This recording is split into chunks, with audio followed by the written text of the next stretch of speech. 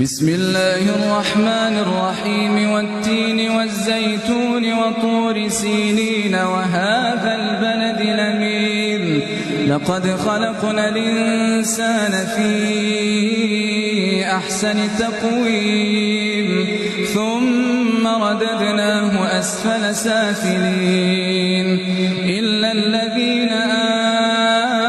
آمنوا وعملوا الصالحات فلهم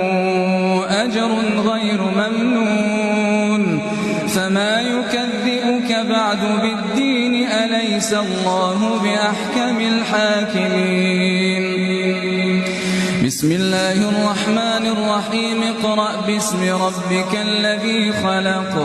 خلق الإنسان من علق اقرأ وربك الأكرم الذي علم بالقلم علم الإنسان